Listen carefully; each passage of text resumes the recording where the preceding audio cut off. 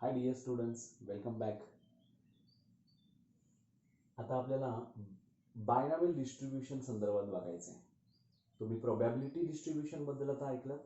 त्याच्यानंतरचा chapter आपण बघतोय binomial distribution. Bi see bi means what? Bi तुम्ही जो विचार करताय तो नाही. Bi bi means to.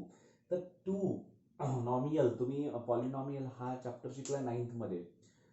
बहुपदी मराठीमध्ये त्याला म्हणतो. बहु म्हणजे आणि एक. Bi means two, mono means one, tri means तीन. अशा पद्धतीनं इथं बायनॉमियल डिस्ट्रीब्युशन दोघे जण. आता डिस्ट्रीब्युशन म्हटलं की प्रोबॅबिलिटी मध्ये आपण जातो, तर प्रोबॅबिलिटी मध्ये अशा पद्धतीचे दोन आउटकम्स असणारे व्हेरिएबल्स, डिस्क्रीट रॅन्डम व्हेरिएबल्स कोणते? तर फॉर एक्झाम्पल बघा, when a coin is tossed, then there are only two outcomes. Which one is head and, yes, correct, head and tail. मग आता हे दोघे जण आहेत. त्याच्यानंतर समजा एक मॅन्युफॅक्चरर आहे आणि त्याने एक प्रोडक्ट बनवला. एक तर ते प्रोडक्ट डिफेक्टिव्ह असेल किंवा नॉन डिफेक्टिव्ह असेल, बरोबर. म्हणजे पुन्हा इथे काय आले? दोन ट्रायल्स आले, म्हणजे दोन ट्रायल आले. त्याच्यानंतर समजा एक क्वेश्चन विचारला आणि त्या क्वेश्चनचा आन्सर कशामध्ये असेल? येस ऑर नो मध्ये असेल, बरोबर आहे. म्हणजे अशा पद्धतीचे जे पण दोन क्वेश्चन्स, म्हणजे in these cases there are only two outcomes of an experiment. जो पण एक्सपेरिमेंट मी सांगितला, म्हणजे कॉइन इज टॉस्ड, त्याच्यानंतर manufacturer item will be defective or non defective सांगितला. The answer of the question may be yes or no, बरोबर. अशा पद्धतीचे in these cases there are only two outcomes of an experiment, one being called as a success. एक आपण success consider करू आणि दुसरा आहे फेल्युअर. सक्सेसच्या उलट बरोबर फेल्युअर असेल. तर this such experiments are called as a डायको. बघा आम्ही काय म्हणतो, सच म्हणजे दोन आहेत ना, बाय जसं म्हणतो तसं इथं डाय पण म्हणतो. डायकोटोमस, DICHOMOTOUS, बरोबर आहे. म्हणजे दिस टाइप ऑफ एक्सपेरिमेंट्स जे असतात, सच experiments are called as a dichotomous, that is having only two possible outcomes.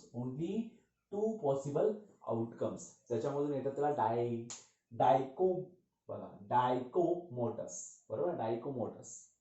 तर अशा पद्धतीनं आपल्याला लक्षात आणायचं आहे या ठिकाणी जे पण ट्रायल असणार आहे त्याला आपण बर्नॉली ट्रायल असं म्हणायचं. पण बर्नॉली ट्रायल कशावर डिपेंड करतं? If it has only two possible outcomes. बघा, a trial of a random experiment is called, trial of a random experiment, सगळ्यात महत्त्वाचा काय तो रॅन्डम एक्सपेरिमेंट आहे, is called a binomial trial. And if it has only two possible outcomes, that is एक तर success or failure. असे दोन possible outcomes असतील तर आणि तरच त्याला आपण बर्नॉली ट्रायल असं म्हणायचं. आणि हा बर्नॉली ट्रायल पुढे जाऊन सांगतो की बायनॉमियल डिस्ट्रीब्युशन काय आहे, बरोबर. आता बायनॉमियल डिस्ट्रीब्युशन म्हणजे काय आपल्याला माहिती आहे. ऍक्च्युली बायनॉमियल डिस्ट्रीब्युशन मध्ये एकतर तो बायनॉमियल एक्सपेरिमेंट बघितला पाहिजे. तर बायनॉमियल एक्सपेरिमेंट म्हणजे पॉसिबल आउटकम्स दोनच असले पाहिजेत, एकतर सक्सेस ऑर फेल्युअर. मग त्याच्यासाठी त्याचे प्रोबॅबिलिटीज असणार. सक्सेस साठीचे वेगळी प्रोबॅबिलिटी, आणखी फेल्युअर साठीचे वेगळे प्रोबॅबिलिटीज यांना कन्सिडर करावे लागतील. म्हणजे सक्सेस साठी समजा P कन्सिडर केला आणि फेल्युअर साठी Q कन्सिडर केला, प्रोबॅबिलिटीज म्हणतोय मी. आणि रॅन्डम व्हेरिएबल एक्सपेरिमेंट आहे, कारण का वी कॅन काउंट ना 1 2, दोनच आहेत. म्हणजे काय डिस्क्रीट रॅन्डम व्हेरिएबल मध्ये आला म्हणजे काय PMF असणार आहे, प्रोबॅबिलिटी मास फंक्शन आहे. म्हणजे प्रोबॅबिलिटीची ऍडिशन काय असणार आहे? 1 असणार आहे. म्हणजे इथं P प्लस Q डेफिनेटली काय असणार आहे? 1 असणार आहे. Then see what is binomial distribution here? an experiment of an repeated independent Bernoulli trials. एकमेकावरती प्रत्येक इव्हेंट डिपेंड नाही करत आहे. म्हणजे काय? Experiment of an repeated independent Bernoulli trial is called as a binomial experiment. Binomial experiment काय? दोनच त्याच्यामध्ये पॉसिबल आउटकम्स येत आहेत आणि तो एक्सपेरिमेंट जो करतोय त्याला बायनॉमियल एक्सपेरिमेंट म्हणायचा. Consider binomial experiment. आता बायनॉमियल एक्सपेरिमेंट कन्सिडर करा की ज्याच्यामध्ये N repeated independent Bernoulli trials आहेत, बरोबर. Let the outcomes in each trial be a success or failure. सक्सेसला एस कन्सिडर केलाय, फेल्युअरला एफ कन्सिडर केलाय, with probabilities P and Q respectively. म्हणजे सक्सेस साठी P इतकी प्रोबॅबिलिटी आहे आणि फेल्युअर साठी क्यू ही प्रोबॅबिलिटी आहे. जसं मी म्हटलं की पीएमएफ असतो हा डिस्क्रीट रॅन्डम व्हेरिएबलचा पीएमएफ म्हणजे probability mass function addition of these probabilities is equal to 1. Addition काय आली 1 आली. Let a random variable X. आता random variable of X choice करतोय की ज्याच्याबद्दल आपल्याला प्रोबॅबिलिटी फाइंड आउट करायची किंवा डिस्ट्रीब्युशन फाइंड आउट करायचं. तर x is equal to number of successes. आता त्या एन रिपीटेड जेवढे कोण आहे त्याच्यामधले एक्स काय बघतोय आपण नंबर ऑफ सक्सेसेस बघतोय.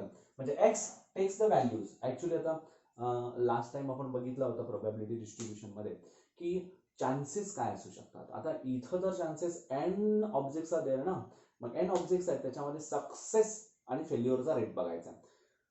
मे बी कुणाला सक्सेस मिळणार नाही आहे म्हणजे 0 होणार. मिळालं तर एकाला सक्सेस मिळेल ऑफ देम म्हणजे एन मधील असतील तर 2 असतील 3 असतील आणि सगळ्यांनाच आपल्याला काय मिळू शकते सक्सेस मिळू शकतो. That means 0 to n x takes the values from 0 to n. See, x takes the value 0 1 2 3 up to n. Now we want to find the probability of an event that n trials results. म्हणजे n trials आपण करतोय बर्नॉली experiment मधले, बरोबर आहे का. बर्नॉली trial जे आहे असे किती ट्रायल घेतात n ट्रायल्स. त्याचा रिझल्ट काय in exactly x successes. And आता x सक्सेस मिळत असतील n मधले तर रिमेनिंग म्हणजेच काय n मायनस एक्स होतील ना. n मायनस एक्स काय असणार फेल्युअर असणार आहे. म्हणजे x successes and n minus x failures. बरोबर आहे. n मधले x म्हणजे 20 गोष्टी आहेत आणि त्याच्यामधल्या 8 गोष्टी हे सक्सेस आहेत. म्हणजे 20 जण आहेत त्याच्यामध्ये 8 जणांना सक्सेस मिळालाय. डेफिनेटली किती फेल्युअर आहेत 12 म्हणजे 20 minus 8. Similarly here n objects are there. x gets the successes, therefore definitely n minus x be the failures. Clear? मग आता let one particular sequence of x consecutive successes followed by n minus x failures be. कसं right down करणार बघा. Particular sequence s s s s s किती times असणार आहे success किती times मिळणार x सक्सेसेस आर देअर.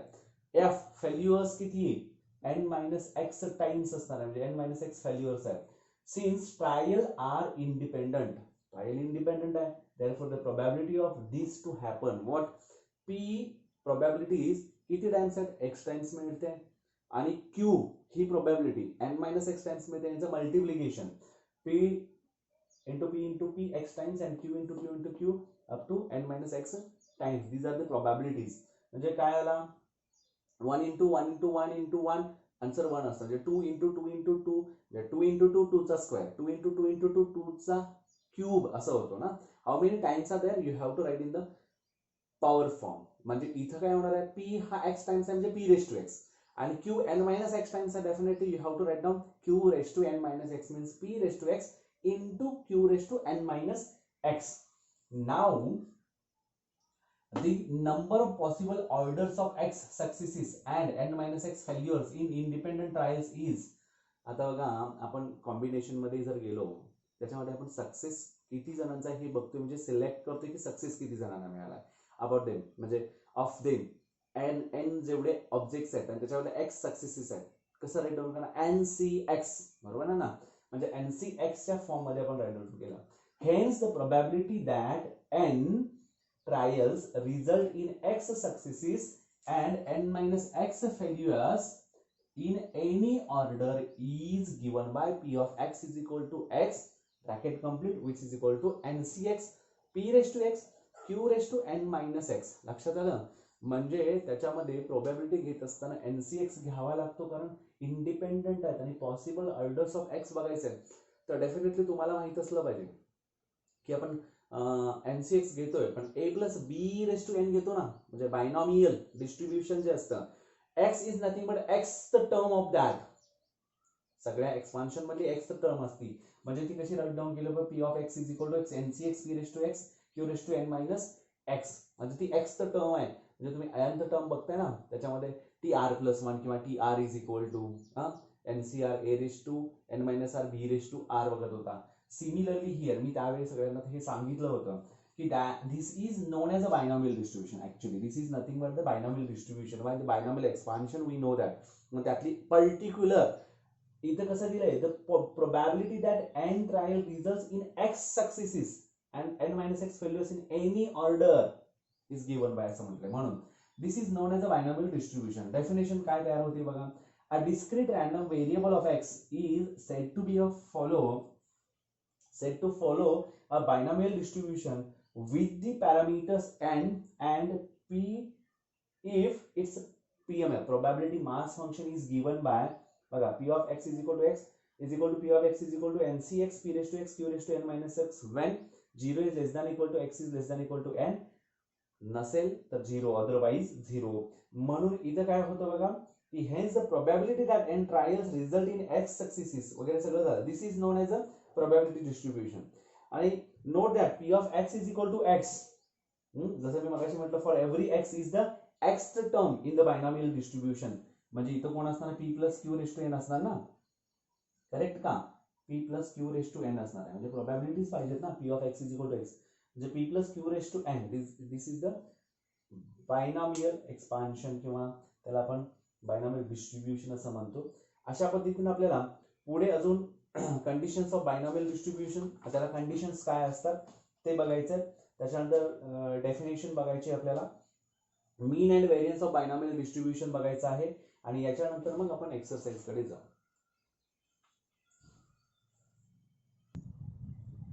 आता आपण कंडिशन्स फॉर बायनॉमियल डिस्ट्रीब्युशन बघायचं. What is the binomial distribution आपण बघितलं. बायनॉमियल डिस्ट्रीब्युशन पुन्हा एकदा आपण त्याची कंडिशन नुसार कशा पद्धतीने डेफिनेशन आपण करता येते बघूया. तर कंडिशन्स काय बायनॉमियल डिस्ट्रीब्युशन मध्ये, the experiment called binomial experiment. नेहमी आपण ट्रायल्स जे पण कुठले असणार आहेत, म्हणजे जसं आपण मगाशी बघितलं होतं often called as a trial, म्हणजे द बेसिक एक्सपेरिमेंट आपण जर बघितलं तर त्याला ट्रायल असं म्हणणार, बरोबर आहे. आणि repeated is given number of times n trials असं आपण म्हणणार आहे, लक्षात ठेवा. मग त्यासाठी काही कंडिशन्स लागू येतात. ते कंडिशन्स काय आहेत, तर experiment called binomial experiment consist of a fix number n, काहीतरी n नंबर असणार आहे. मग 10, 20, 30 तो फिक्स राहणार एंटायर ट्रायल्स मध्ये. ऑफ इंडिपेंडेंट ट्रायल्स, बरोबर आहे, performed under identical Bernoulli conditions. आता सेकंड काय, the performance of A Bernoulli trial results in an outcome that can be classified either as a success or failure. आता binomial आपण बघितलाय, डायकोटॉमस असतो, means दोनच actually possible outcomes असतात आणि त्याचे रिझल्ट्स हे आउटकम्स वरती येतात, म्हणजे ते दोनच असले पाहिजेत. अशा पद्धतीचं असेल तर बायनॉमियल डिस्ट्रीब्युशन आपल्याला करता येतं. The probability of success is non. आपल्याला सक्सेसची प्रोबॅबिलिटी माहित पाहिजे. की तुम्हाला काही दिलं असेल, म्हणजे फेल्युअर दिला असेल तर त्याची प्रोबॅबिलिटी कंपल्सरी तुम्हाला माहित पाहिजे, known. And remains the same from trial to trial. किती पण ट्रायल टू ट्रायल तुम्ही करा, प्रोबॅबिलिटी जी आहे ती कंपल्सरी काय राहते, सेम टू सेम राहते. म्हणजे पी आहे, कन्सिडर करा पी आहे प्रोबॅबिलिटी, तर ती प्रत्येक ट्रायल टू ट्रायल काय असणार आहे, म्हणजे 10 कॉइन्सचा टॉस सायमल्टेनियसली, मग तो 5 टाकला तरी पण त्याची पी तीच राहणार आहे, बदलणार नाही आहे. मग तो 4 कॉइन्सचा टॉस, त्याच्यामध्ये कंपल्सरी पी त्यातच राहणार आहे. जे एक्स नंबर्स बदलत गेले ट्रायल त्याच्यामध्ये, तर तुम्ही पी जो आहे तो तसाच राहणार आहे. Means if probability of success is p and that of failure is q, then p plus q is equal to 1. म्हणजे PMF असणार आहे आणि probability lies in between 0 to 1 हे तुम्हाला माहिती आहे. डेफिनेशन काय होते मग, random variable of x taking values from 0 to n is said to follow binomial distribution with parameters. कुठले पॅरामीटर्स? दोन आहेत, n आणि p आहे. q तर आपल्याला माहितच आहे. Is if its probability mass function PMF is given by असा दिला असेल p of x is equal to x, म्हणजे x term of that binomial distribution मध्ये, तर p of x is equal to ncx p raised to x q raised to n minus x, whereas x lies in between 0 to n and 0 n both, म्हणजे 0 पासून n पर्यंत असणार आहे. आणि त्याची probability otherwise हे सोडून काय असेल तर 0 असणार आहे. This is a definition for again binomial distribution. Condition समजल्या, त्यानुसार हे कंडिशन्स मध्ये सगळ्यात महत्त्वाचं ट्रायल आपण म्हणतो, जे ट्रायल आहेत ते फिक्स्ड नंबर असणार आहे त्याच्यामध्ये n. त्याच्यानंतर परफॉर्मन्स बर्नौलीचा होतो किंवा ज्यावेळी आउटकम्स जे आहेत ते दोनच असले पाहिजे, सक्सेस और फेल्युअर. आणि प्रोबॅबिलिटी कंपल्सरी माहीत असली पाहिजे सक्सेसची, आणि तो कंटिन्युअसली तसेच प्रत्येक ट्रायल टू ट्रायल तोच राहणार आहे. आणि प्रोबॅबिलिटी मास फंक्शन असणार आहे p plus q is equal to 1 असं असेल तरच we can perform probability distribution. Now mean and variance of binomial distribution. Mean and variance of binomial distribution. आता लास्ट प्रोबॅबिलिटी डिस्ट्रीब्युशन मध्ये आपण बघितला होता मीन ऐवजी एक्सपेक्टेड व्हॅल्यू, व्हेरियन्स होता, स्टँडर्ड डिव्हिएशनच नाव होतं. त्याचवेळी मी तुम्हाला क्लिअर केलं होतं की त्याला आपण एक्सपेक्टेड व्हॅल्यूला मीन पण म्हणू शकतो. आणि इथं mean and variance of binomial distribution काय आहे, लेट एक्स टेंड्स टू, म्हणजे X is related to binomial, त्याच्यामध्ये कोण आहेत दोघे, कंपल्सरी एन पी, म्हणजे हा नंबर ऑफ ट्रायल्स आहे आणि P is a probability of success. The mean of a random variable of x denoted by e of x ने डिनोट करतात आणि is given by e of x is equal to np. n and p च्या value ज्या आहेत त्यांचा multiplication, त्यांचं product is nothing but mean actual.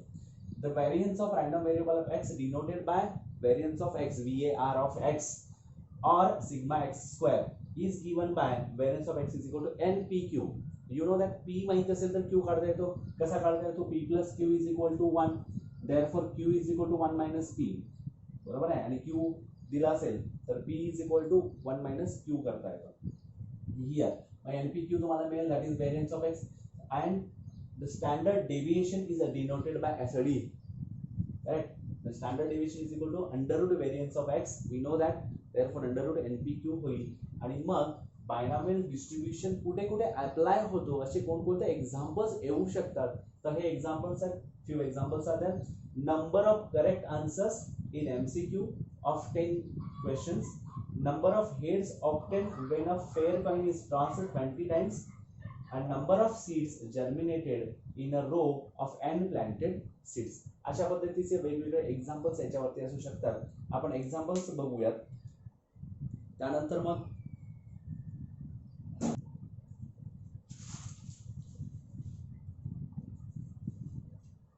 a fair coin is tossed 8 times. Find the probability that it shows heads. Actual examples आपण आता बघतोय. Examples कसे विचारले जातात बघा. a fair coin is tossed 8 times. वाचतानाच आपल्याला लक्षात आलं पाहिजे ते काय आहे. Find the probability that it shows heads exactly 5 times at a larger of times that tails असं म्हटलं. थर्ड आहे तर at least once. हे 3 मार्क्स साठी पडू शकतो. आता सगळ्यात महत्त्वाचं इथं बघा, इथं काही वेगवेगळ्या गोष्टी येतात. तिथं N फॉर्म्युलामध्ये NCX e raised to x q raised to n minus x आहे. एन म्हणजे नंबर ऑफ ट्रायल्स, बरोबर आहे का, नंबर ऑफ ट्रायल्स. काही गोष्टी मी तुम्हाला इथे क्लिअर करतो. Number of trials, p is equal to probability of success. आता प्रोबॅबिलिटी ऑफ सक्सेस म्हणजे x इज इक्वल टू काय दिलाय, इथं तर सांगितलं इट शोज हेड्स, बरोबर आहे ना. त्याचं सक्सेस रेट काय आहे तो बघायचं. अँड क्यू डेफिनेटली काय असतो 1 मायनस पी असणार आहे. आता एक्स इज इक्वल टू 3 वेगवेगळ्या गोष्टींमध्ये येतो. एक्स काय येतो बघा, एक तर येतो एक्झॅक्टली, दुसरा येतो ऍटलिस्ट, आणि तिसरा येतो ऍटमोस्ट. आता एक्झॅक्टली म्हणजे इज इक्वल टू एक्झॅक्ट असणार आहे, म्हणजे एक्स इज इक्वल टू बाबा इथं 5 आहे तर 5 येणार. ऍटलिस्ट कमीत कमीचा अर्थ काय, मी कमीत कमी 1 भाकरी खातो, म्हणजे मला 2 भाकऱ्या चालतात, 3 भाकऱ्या चालतात, बुट्टीत जेवढ्या असतील तेवढ्या चालतात. तुम्ही म्हणाल खाण्यावरतीच काय येत आहे, तर ऍटलिस्ट असं म्हटला की पी ऑफ एक्स इज, म्हणजे एक्स काय असणार आहे, less than or equal to 9, तर ऍटलिस्ट 1 म्हटला की greater than or equal to 1. X बघा ना, 1 पण होऊ शकतो, 2, 3, 4 whatever may be it is, म्हणजे X is greater than or equal to 1 येणार. ऍटमोस्ट म्हटला की P of x is less than or equal to, at most जास्तीत जास्त मी 2च भाकऱ्या खातो, बुट्टीत नाहीये, चालतं नाही खाल्लं तरी 1 खाऊ शकतो, पण 2 बास खूप झाला. तर 2 पर्यंत म्हणजे काय, x is less than or equal to 2. Less than equal to 2 मध्ये काय येतो, 0 येतो, 1 येतो, 2 येतो. इथे x is greater than equal to 1 मध्ये काय येतो, 1 येतो, 1 पासून पुढे किती पण येतो. म्हणजे अशा 3 प्रकारच्या आपल्याला या ठिकाणी काय येणार आहेत, वर्ड्स येणार आहेत. एक्झॅक्टली, ऍटलिस्ट, ऍटमोस्ट असं येणार आहे. एक्झॅक्टलीला इक्वल असतो, एक्झॅक्टली इक्वल असतो.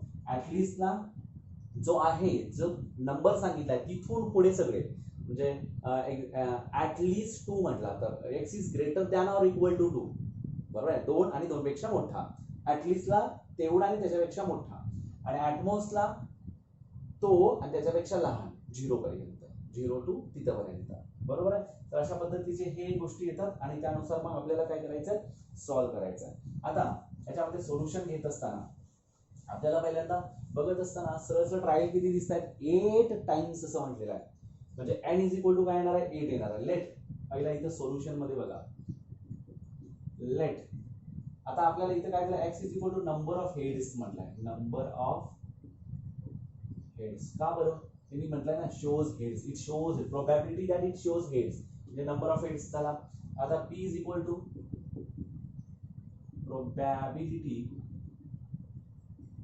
probability ऑफ गेटिंग काय, हेड. आता p झाला, त्याच्यानंतर p ची व्हॅल्यू काय बघा, प्रोबॅबिलिटी गेटिंग हेड.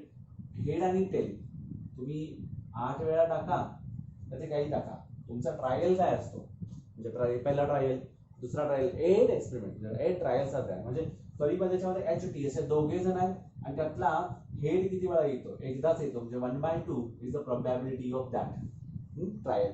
मग आता सक्सेस काय आहे हेडचा, 1/2, देअरफॉर Q काय होईल, 1 minus half, again half, correct. आता आपल्याला इथं काय बघायचं आहे, n इज इक्वल टू बघायचा आहे, n इज इक्वल टू 8 आहे, करेक्ट. मग आता फॉर्म्युला माहित पाहिजे आपल्याला, फॉर्म्युला काय आहे, माहिती होतं इथं खाली p of x is equal to x is equal to p of x is equal to ncx p raise to x q raise to n minus x, वेळा 0 टू आता 8 येणार, x किती असणार आहे, 0 टू 8 असणार आहे, 0 1 2 8, बरोबर. आता त्यानुसार मग पहिलं एक्झाम्पल बघा, एक्झॅक्टली 5 टाइम्स काय येतो, probability of p of exactly 5 times म्हणतो आपण, एक्झॅक्टली 5 टाइम्स. आता एक्झॅक्टली 5 टाइम्स कोण आहे, एक्झॅक्टली 5 कोण आहे, हेड्स येणार. इथं आपल्याला काय म्हणायचं, हेड्स पाहिजे. म्हणजे काय येणार, p of x is equal to clearly 5 is equal to 5, मी मगाशी सांगितलं होता, एक्झॅक्टली म्हटलं की इक्वल टू 5 येतो. मग आता फॉर्म्युल्यानुसार काय येणार आहे, ncx, इथं बघा n किती आहे, 8, c x किती आता इथं 5 आहे, p किती हाफ आहे, हाफ रेस टू x म्हणतो आपण, x रेस टू हाफ, म्हणजे आता कोण आहे हा x 5 आहे, q किती आहे, हाफ आहे, n मायनस x म्हणजे 8 मायनस 5, करेक्ट. 8c5, आता 8c5 काय असतो, 8 फॅक्टोरियल, 8 फॅक्टोरियल म्हणजे काय, हा कुठपर्यंत 8 फॅक्टोरियल, म्हणजे ncx चा फॉर्म्युला माहिती आहे तुम्हाला, ncx n factorial upon x factorial into n minus x factorial. आता 8 फॅक्टोरियल, राइट डाउन करू, 8 factorial upon 5 factorial into 8 minus 5 that is 3 factorial, correct आहे. आणि हा half a raised to m into a raised to n is nothing but a raised to m plus n. 8 minus 5 3 आला, 5 plus 3 8 येतो, again half raise to 8. आता याचं कसं होणार बघा, 8 into 7 into 6 into 5 फॅक्टोरियल को 5 factorial get cancel, 3 factorial is nothing but 6, हा 6 get cancel. आता आन्सर काय येणार आहे इथं, 1/256, 2 raised to 8 is nothing but 256. आता जर का तुम्ही बघितला तर 8 नाहीला काय करता येतो, डिवाइड करता येतो, 8 3 is 24, 1 8 2 is 16, म्हणजे 7/32 is the correct answer. But याला सिम्प्लिफाय करायचं आहे बाय युजिंग लॉगॅरिथम. लॉगॅरिथम इथं यूज केला पाहिजे आणि लॉगॅरिथम यूज करून m/n, log of m/n is equal to log 7 minus log 32, याचा घेऊन तुम्हाला आन्सर काढायचा आहे. याचा आन्सर येईल 0.1287. तुम्ही बघा लॉगॅरिथम प्रमाणे त्यामध्ये सॉल्व्ह करा आणि तुम्हाला येते का आन्सर ते चेक करा, एक्झॅक्ट आन्सर येईल. Probability of getting exactly 5 head is equal to काय येणार आहे, 0.2187. आता सेकंड क्वेश्चन, याच्यामध्ये सेकंड क्वेश्चन काय, a larger of times that tails, जेवढे टेल्स आहेत त्याच्यापेक्षा जास्त आलं पाहिजे. मग आता आपल्याला माहित पाहिजे की 8 टाइम्स आपण काय करतोय, कॉइन टॉस करतोय, तर डेफिनेटली त्याचे पॉसिबिलिटीज काय आहेत हेड आउटकमचे, 0 पासून 8 पर्यंत आहेत, 0 पासून 8 पर्यंत आहेत. म्हणजे त्याच्यामध्ये एकसारखी कधी येणार, जसं आपण HT TT HHT असं घेत होतो ना, म्हणजे एकसारखे पण येऊ शकतात तिथं. मग असे किती येणार आहेत? एक तर 4 टाइम्स एच असणार, 4 टाइम्स टी येणार कशामध्ये तरी, बरोबर. मग 3 टाइम्स एच, 5 टाइम्स टी असणार आहे. त्याच पद्धतीने काय असणार आहे इथं 5 times 3 times, 6 times 2 times, 7 times 1 time आणि 8 times exactly.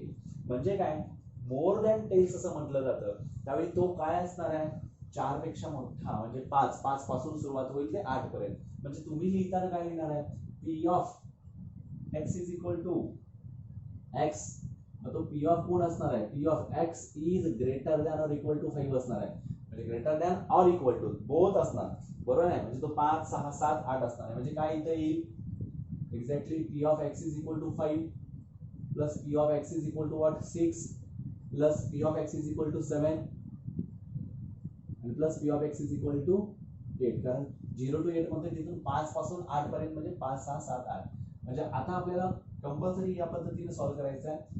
8c5 half raise to 5 आणि हाफ रेस टू उरलेला 3, 8 minus 5 plus 8c6 half raise to x किती आहे 6 आहे, half raise to 8 minus 6 2 plus 8c7 half raise to 7 आणि half raise to किती राहणार 1 plus 8c8 half raise to 8 आणि की हाफ रेस टू 8 minus 8 0 आहे. क्लिअर झाला.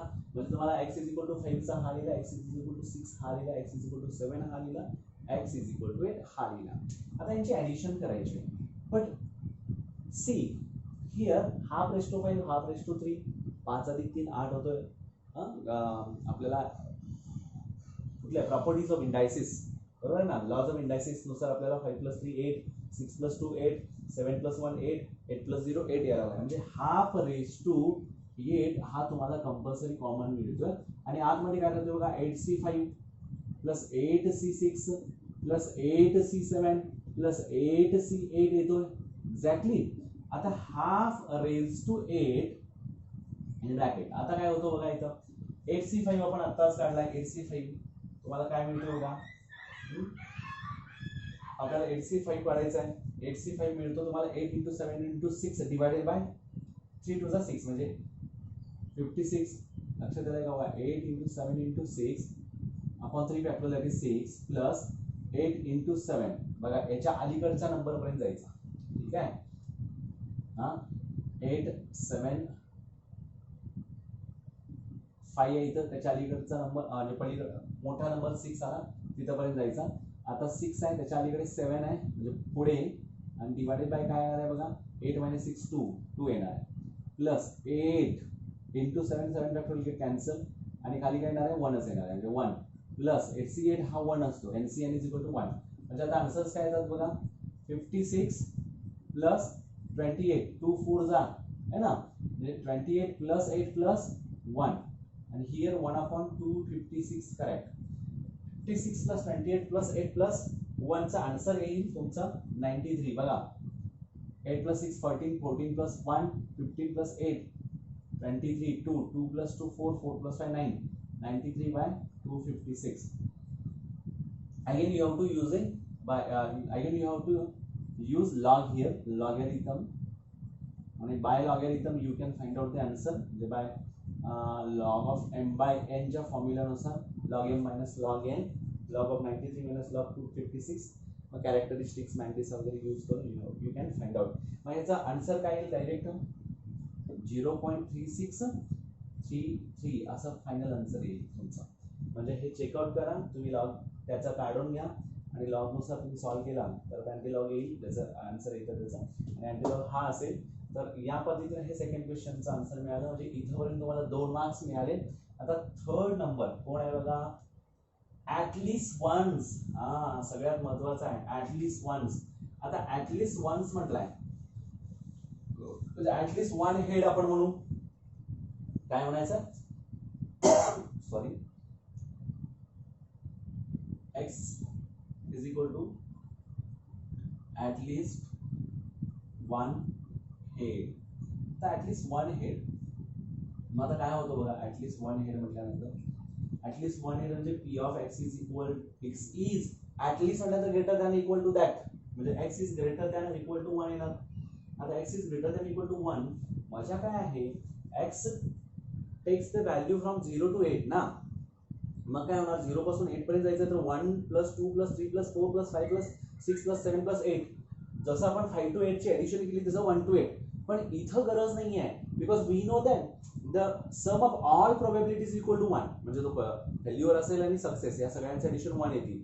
म्हणजे आपल्याला या सगळ्यांचा आन्सर 1 येते म्हटल्यानंतर 1 पासून 8 यांची ऍडिशन जी आहे ती कधी मिळते, 1 मधून minus p of x is equal to 0 करायला पाहिजे, बरोबर आहे. याच्या अलीकडे कोणाची 0 आहे, तो 1 मधून मायनस करा ना, म्हणजे तुम्हाला पटकन आन्सर मिळेल. म्हणजे इथं तुम्ही लिहिताना काय लिहिणार होता, is equal to 1 minus p of x is equal to 0 ना.